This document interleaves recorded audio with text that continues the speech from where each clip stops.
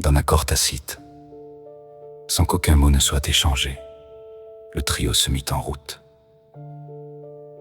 Ils s'élevèrent à travers les rues escarpées, glissant comme une brume empoisonnée vers les hauteurs de la ville. Leur destination s'imposa d'elle-même, le parc Montjuset. Ce belvédère qui, de jour, offrait une vue imprégnable sur la cuvette clermontoise, se transformait la nuit en un labyrinthe végétal noyé dans l'obscurité.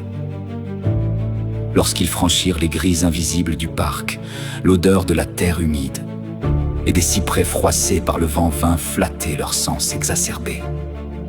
Ils s'enfoncèrent dans les allées désertes, le gravier ne produisant aucun crissement sous leurs pas surnaturels.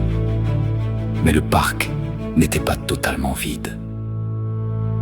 Sur un banc, à l'abri d'un grand cèdre, deux ombres humaines murmuraient, un couple venu chercher refuge dans la solitude de la nuit. Leur cœur battait à un rythme régulier, pompant un sang chaud et chargé de vie. Pour l'aristocrate, ils étaient insignifiants. Pour le jeune vampire, ils étaient une tentation qui faisait claquer ses mâchoires d'impatience.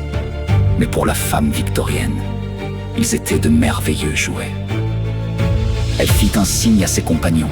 L'aristocrate, d'un hochement de tête lasse, s'accorda à cette distraction. En une fraction de seconde, la réalité des deux mortels vola en éclats.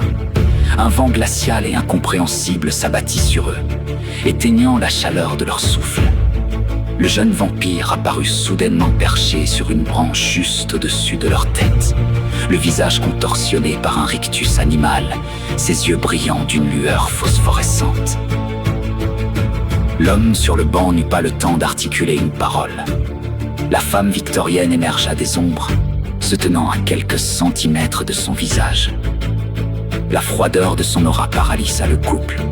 Elle se pencha. Son visage de madone funèbre encadré par ses boucles sombres et dévoila l'ivoire effilé de ses canines. Ses yeux plongeaient dans les leurs, y distillant une terreur primordiale, la certitude absolue et terrifiante qu'ils étaient face à l'incarnation de la mort. Elle ne les mordit pas. Le supplice psychologique lui suffisait amplement. Le hurlement de la jeune femme déchira les entrailles du parc Montjuset. Un cri strident, primitif, celui d'une proie face à l'abîme. L'homme l'agrippa, et dans un mouvement de panique absolue, ils s'enfuirent en trébuchant dans les ténèbres, courant à en perdre le souffle, persuadés que les monstres allaient les dévorer à chaque instant. Leur terreur laissa un goût délicieux dans l'air.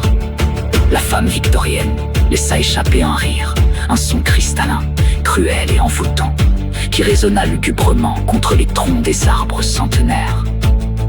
Le jeune vampire redescendit souplement de sa branche, frustré mais obéissant, tandis que l'aristocrate balayait la ville du regard depuis le belvédère. Ils s'attardèrent là un moment, trônant en maître absolu sur la colline plongée dans l'obscurité. Ils contemplèrent Clermont-Ferrand étalé à leurs pieds, une mer de toits noirs d'où émergeaient quelques rares lumières tremblotantes. L'amusement sadique de la femme s'était dissipé, remplacé par la réalité implacable de leur nature.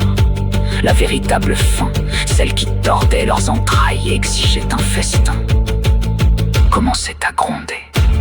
Le regard de l'aristocrate, aussi froid que la lame d'un scalpel, se tourna vers le sud de la ville.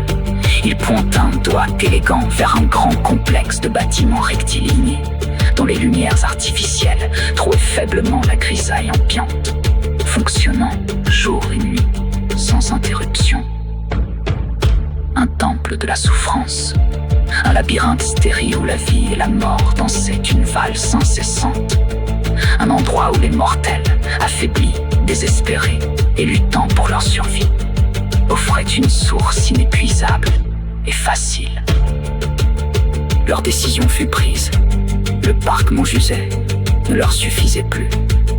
Ce soir, la véritable chasse se tiendrait dans les couloirs du centre, hospitalier, universitaire. Gabriel Montpied.